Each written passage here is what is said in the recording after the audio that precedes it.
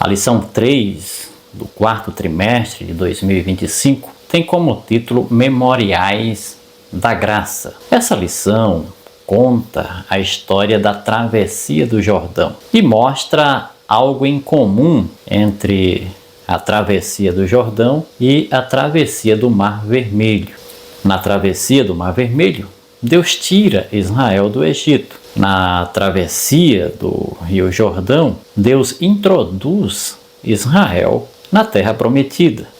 É interessante a relação entre esses dois eventos. Diríamos que a travessia do Mar Vermelho marca a libertação de Israel do Egito, enquanto que a travessia do Jordão marca a introdução de Israel na nova terra, em Canaã, a terra prometida. De certa forma, a travessia do Mar Vermelho mostra um aspecto do caráter redentor do nosso Deus. Ele é aquele que nos resgata do poder do inimigo. Então fala de salvação. A introdução na terra prometida, cujo marco é a travessia do Rio Jordão, mostra um outro aspecto da redenção, que é a glorificação. Também serve para nos lembrar que entre o papel redentivo da salvação há também um deserto. Somos salvos do poder do inimigo, mas precisamos caminhar nesta vida, no deserto dessa vida, com o nosso Salvador. Os 40 anos no deserto, de certa forma, ilustra a caminhada do cristão com Cristo após o momento em que Cristo o encontra, após o momento em que Cristo o resgata desse mundo. E a travessia do Rio Jordão serve para ilustrar o momento em que Deus dá aos seus filhos a posse da terra prometida. Um exemplo do que Jesus Cristo fará ao introduzir o seu povo na Canaã celestial, na Nova Jerusalém. Por outro lado, a lição também nos mostra a importância de estabelecermos memoriais da graça divina. A travessia do Jordão foi algo extraordinário. A arca, conduzida pelos sacerdotes, foi levada até as margens do Jordão. O povo seguia a uma certa distância da arca. A arca simbolizava a presença divina indo adiante. Isso é uma ilustração poderosa do que Deus faz conosco e da necessidade que temos da direção divina. Deus é mencionado aqui, através da arca, como indo adiante do seu povo. É aquela história, Deus sempre na frente, Deus sempre na dianteira, Deus sempre na liderança.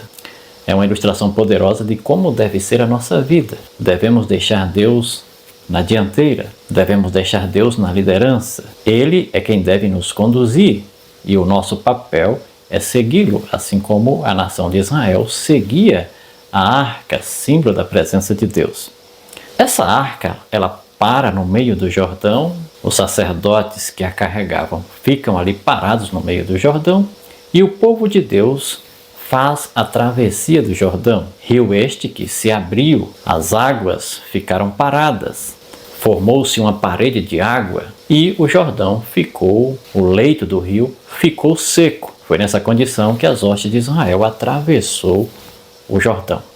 Josué foi instruído a pedir que cada líder das tribos pegasse uma pedra e em Gilgal foi erguido um monumento com 12 pedras tiradas do Jordão.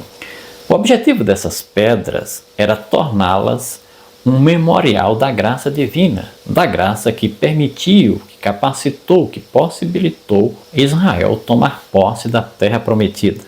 Essas pedras, no futuro, iriam despertar por parte do povo algumas perguntas. As crianças que não participaram desse evento, os meninos que iriam nascer na terra de Israel, ao observar esse monumento, iriam fazer a seguinte pergunta: o que significam estas pedras para vocês? Esta pergunta iria estimular os líderes da nação a responder esta pergunta. E a resposta seria que essas pedras lembravam eles de um evento miraculoso, quando Deus conteve as águas do Rio Jordão e possibilitou a Israel atravessar o Rio Jordão e tomar posse da terra prometida. O objetivo era reforçar a fé da nova geração.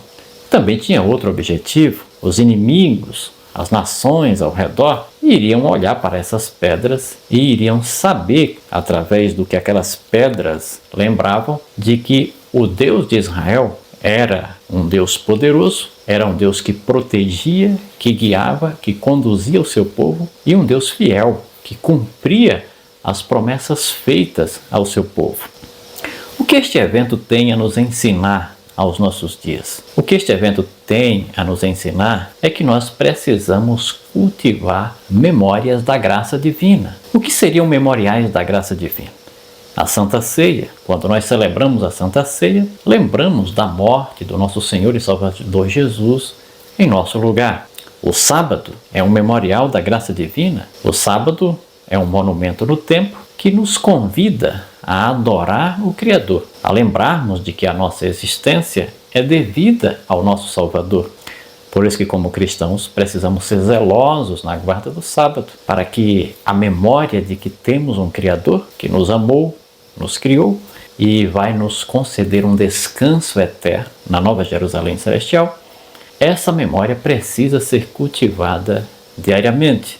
A lição dessa semana é um convite para celebrarmos os feitos do Senhor no passado. Inclusive, eventos que mostraram, eventos que servem para mostrar o livramento de Deus em nossa própria vida. Eu vou colocar uma imagem de um fato vivenciado por mim. Em 2016, eu estava dirigindo e infelizmente cometi um ato imprudente. Resolvi fazer uma ultrapassagem próximo ao final de uma reta e quando fui fazer a ultrapassagem, fui surpreendido com uma carreta que vinha em minha direção.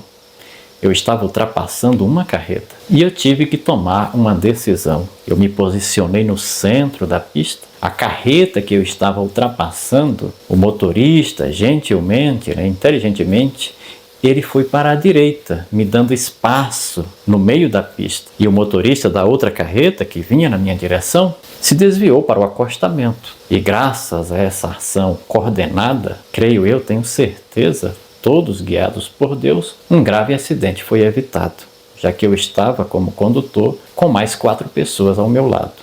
E graças a Deus, não sofri dano nenhum, as carretas também, e todos saímos ilesos desse incidente que poderia resultar em um grave acidente.